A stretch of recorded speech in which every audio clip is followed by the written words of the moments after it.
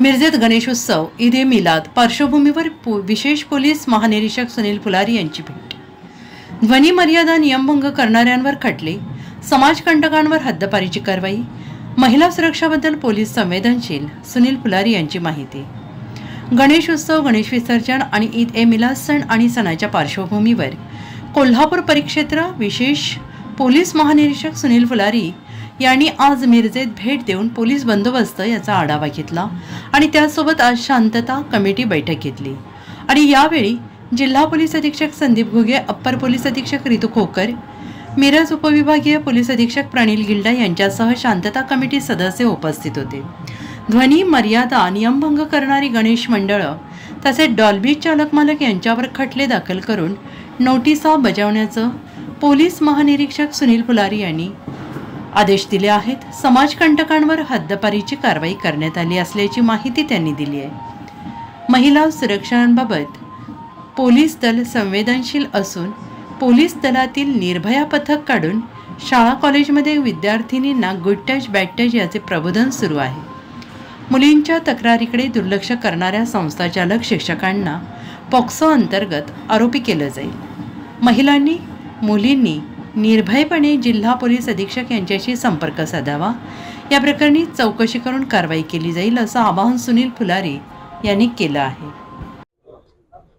माझ्याकडून आणि पोलीस विभागाकडून सर्व नागरिकांना गणपती उत्सव आणि ईद ए मिलादसाठी हार्दिक शुभेच्छा। आम्ही आज सांगली जिल्ह्यातील मिरज आणि इस्लामपूर तासगाव या भागातील गणपती उत्सव, गणपती विसर्जन आणि नंतर ईद ए मिलाद या दरम्यानच्या सगळ्या व्यवस्थेचा आढावा घेतलेला आहे।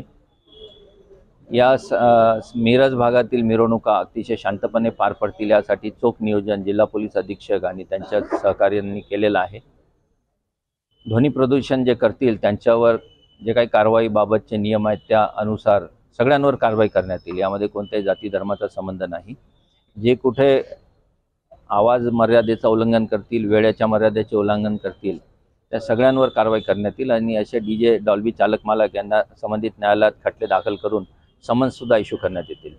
त्यानंतर जे समाजकंटक आहेत त्यांची यादी काढून जे सक्रिय समाजकंटक आहेत त्यांना हद्दपार करणे किंवा त्यांच्या एरियात न राहू देणे अशा प्रकारची उपाययोजना ॲडिशनल SP आणि SP यांनी केलेली आहे।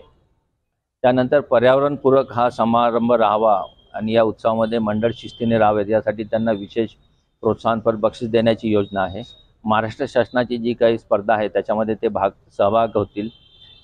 त्याच्यानंतर जे प्रदूषण करणार नाहीत, पर्यावरणपूरक व्यवस्था ठेवतील, विशेषतः महिला आणि मुलींना हा समारंभ चांगल्या प्रकारे बघता यावा यासाठी व्यवस्था करतील। अशा सगळ्या मंडळांना आणि कार्यकर्त्यांना जिल्हा पोलीस अधीक्षक हे विशेष बक्षीस आणि प्रशस्तीपत्रक देणार आहेत। याशिवाय आमचे जे काही अधिकारी आणि अंमलदार आहेत त्यांना आम्ही विशेष प्रशिक्षण दिलेलं आहे। दंगा काबू योजनेची रंगीत तालीम घेण्यात आलेली आहे। पर्याप्त संख्येने मनुष्यबळ, SRPF आणि होमगार्ड यांचा पुरवठा करण्यात आलेला आहे। सगळी व्यवस्था अत्यंत सुसज्ज आहे। सगळ्या शांतता समिती, मोहल्ला समिती आणि इतर विभागांसोबत समन्वयाच्या बैठक घेण्यात आलेल्या आहेत। विसर्जन घाटांवर जी व्यवस्था करायची आहे, लाईफगार्ड, लाईफ जॅकेट ठेवणे याबाबत इतर खात्यांशी स्थानिक स्वराज्य संस्थेसोबत सलोखा ठेवून बैठकी घेण्यात आलेल्या आहेत। मला आशा आहे की हा पूर्ण विसर्जन सोहळा अतिशय शांतपणे पार पाडेल व सगळा धार्मिक आणि शांतता राखून आपापसात एकोप्याने सगळे नागरिक राहतील। कोणालाही काही अडचण नसल्यास कृपया नजीकच्या पोलीस स्टेशनला आणि पोलीस अधिकाऱ्यांना किंवा डायल 112ला संपर्क साधावे। याबाबत आपल्या इथे विशेष युनिट स्थानिक गुन्हे शाखेमध्ये यापूर्वीच अस्तित्वात आहे। पोलीस अधीक्षक यांनी डायल 112च्या मोबाईल्स, बीट मार्शल आणि जे विशेष महिला पथक आहे निर्भया पथक याचे पेट्रोलिंग ठेवणे, शाळा कॉलेजला भेटी देणे, विशेषतः अल्पवयीन मुलींना याबाबत जागरूक करणे, बॅड टच गुड टच बाबत प्रबोधन करणे हे सगळे उपक्रम आपण सुरू केलेले आहेत। आणि जिथे कुठे तक्रारी येतील त्यामध्ये जर संबंधित संस्थाचालक, मुख्याध्यापक, शिक्षक यांचा निग्लिजन्स आढळला पॉक्सो कायद्यान्वये त्यांना सुद्धा आरोपी करण्यात येत आहे। अशा प्रकारच्या तक्रारी आल्यावर नुकतेच मागच्या आठवड्यात सुद्धा काही गुन्हे दाखल झालेले आहेत आणि संबंधित शिक्षक आणि इतर दोषी लोकांना अटक करण्यात आलेली आहे। पोलीस खाते याबद्दल अत्यंत संवेदनशील आहे। तर माझी आपल्यामार्फत सगळ्या नागरिकांना विनंती आहे की अशा काही तक्रारी असतील तर संबंधित महिला किंवा मुलींनी निसंकोचपणे आणि निर्भयपणे जिल्हा पोलीस अधीक्षक यांना संपर्क साधावा। नक्कीच पूर्ण माहिती गोपनीय ठेवून कारवाई करण्यात येईल। Bureau report SBN Marathi